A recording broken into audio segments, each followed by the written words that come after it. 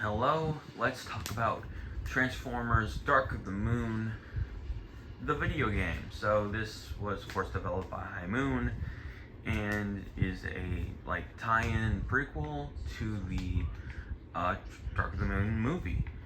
And yeah, this is, I think, at least in my opinion, a pretty fun game. It's a little unpolished. I think the driving mechanics could use some work. I hate the cryostasis sort of stuff that goes on, in the second to last level, where you gotta, with Megatron, you have to, spoilers for a game that's 13 years old at this point, but there's a level where you gotta play as Megatron, and towards the end you have to thaw out Shockwave, and you have to go around and try not to freeze while you activate these things that are gonna, thaw out Shockwave. And it's a very annoying mechanic. It makes you all slow and stuff. And yeah, I just, generally speaking, do not like it one bit. I also don't like that, with, let's see if I can show it off. So, I'm holding down the trigger button, but you can only shoot once with the, with the sniper rifle. You can also only do that with Bumblebee's cannon and Ironhide's weapon, Megatron's cannon. You can only just shoot it once. You can't hold it like this with a machine gun.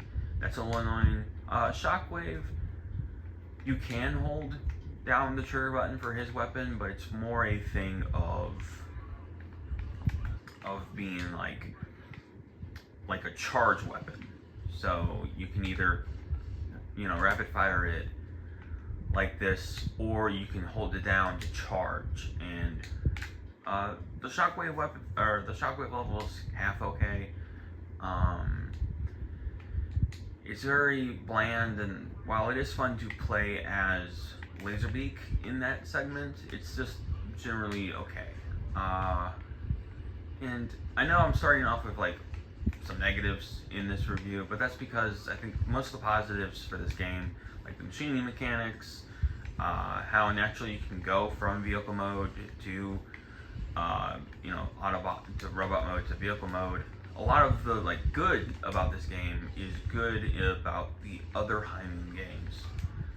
And yeah, I think that this is, generally speaking, a fun just corridor shooter. There's a lot of going through hallways, and while that can be repetitive, I do think that they make it kind of fun. Obviously, context is everything, I think, when it comes to a movie tie-in game. This is sort of the era of movie tie-in games, and while the making of this game didn't seem to be natural, Activision was just hey, can you make, you did really well with War for Cybertron, would you like to make a tie-in game for Dark of the Moon in less than a year? So they did, and the graphics aren't super great. The detailed models are nice. I do have a problem with Megatron's model. It kind of feels, so you get both the Revenge of the Fallen Megatron look, where he's like a tank, where he doesn't transform, and you also get his character model from Dark of the Moon, where he's a truck. And I don't know, in my opinion, their Dark of the Moon Megs kind of just looks like Revenge of the Fallen Megatron with a skin on it. With a skin. And I don't know, it just sort of seems jarring, especially when you look at the movie, and Dark of the Moon Megatron is rather slim, if that makes any sense. Another thing I like about this game, and I think is the main positive, is kind of the voice acting, at least for the main cast. A majority of this cast is just from the Cybertron games. You have Nolan North coming back as he's playing Human Reynolds, Steve Bloom, who was Sharp Shot, Swindle, Shockwave, and Barricade in the Cybertron games is now Starscream, a role that he had in Transformers Prime, which is fun. You also have, of course, Peter Cullen. You got Fred Tatasciore as Sideswipe, Megatron, and Ratchet. The latter two are the characters that he played in Cybertron. The guy who plays Shockwave in the Cybertron games also plays Shockwave in this, or Soundwave in this game. And it's, it's generally speaking, I think, fun. This isn't the best of the 3 movie tie-in games. I think that is Revenge of the Fallen, but this is pretty good, and I've been playing this for like a real long time. It's, I don't know, relatively fun, even though I do think that it does have some issues. As I alluded to earlier, I think the driving mechanics aren't super great. Since you can't shoot in vehicle mode because it's tying into the movies, and the movies at this point were trying to push mech tech, because you can't shoot while driving, they added for the left trigger a drifting mechanic, and I don't know, it's not as good as the drifting mechanic in my opinion in the second game, but it's fine. But there's just a lot of unpolishedness when it comes to this game that I think is noticeable, especially if you play the War for Cybertron games, because the Cybertron games are very much pristine and polished, and this really isn't. And I don't hold High Moon like accountable for that. Like, they were literally told after War for Cybertron came out, or maybe a little before War for Cybertron came out, that like, hey, you guys are going to, by Activision, we're told that, hey, you guys are going to make this game, and there's a deadline. And while this is, I think, a fun enough game, it could be better. And I don't know, I think, I mean, you can almost say that about anything, but I do genuinely see like where some inspiration was coming from and where that deadline was choking them almost. The boss fights, for example. This Starscream boss fight, which I don't think I'm going to be able to show because I think I'm going to wrap up this video pretty soon, like after I make this point. The boss fights range from just being okay to actually being pretty fun. The Starscream boss fight's great. You just got to go into vehicle mode and change it to rockets, and then use the right bumper, or the left bumper, which is like a lock-on, and just constantly shoot Starscream. A few years ago, when I discovered that strategy works, I did it. And also, this is mech tech. This is like the new gimmick for the Michael Bay's third Transformers movie that I'm sure Hasbro was like, hey, let's do this because it's toys. And it's okay.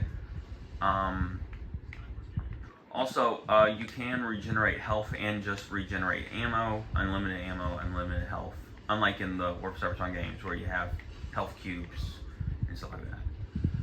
And yeah, it's fine. But yeah, that's a good strategy. The Optimus boss fight's pretty good, if not a little easy once you figure out how it works. See, this is the drifting mechanic. It's okay.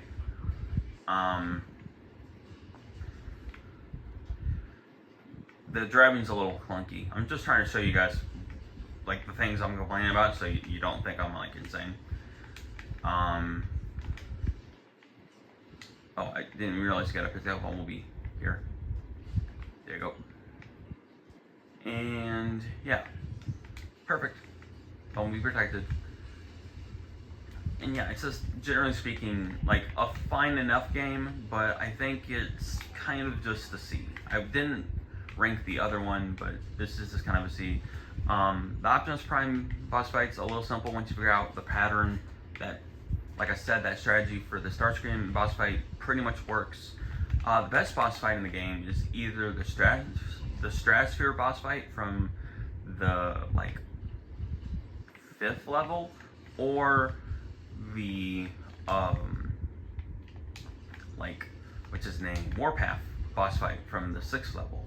You play, in that level, you're Megatron, and you fight Warpath, who apparently was a like a character that they did concept art for the Dark of the Moon movie, and they're like, oh well, oopsie, we're not actually gonna use him in the movie. Maybe you can use him for the game. And Hyman was like, okay, cool. And he's not great, but he's pretty much fun, and it works. And I think that's everything. So if you clicked on this video, I have no idea what's going on. This is part 2 of, I think, a 6-part little video series where I'm going to just express my quick thoughts on all the Transformer games from 2009 to 2015. So next will be War for Cybertron, and then of course Fall for Cybertron. And yeah, this is just a very casual series, not really scripted. I'm sorry about that. And yeah, next we're going to be talking about the best Transformers game ever made, so stay tuned for that. And this is a series that I hope to do every Friday or Saturday for the next few months. I think this series ends in November. But that is it for now. Remember that God made you special. He loves you very much. I hope you have a very lovely day. I hope you had a very lovely week. I'm actually seeing Transformers 1 tomorrow, so that's very exciting. And as always, God bless y'all, and until all are one.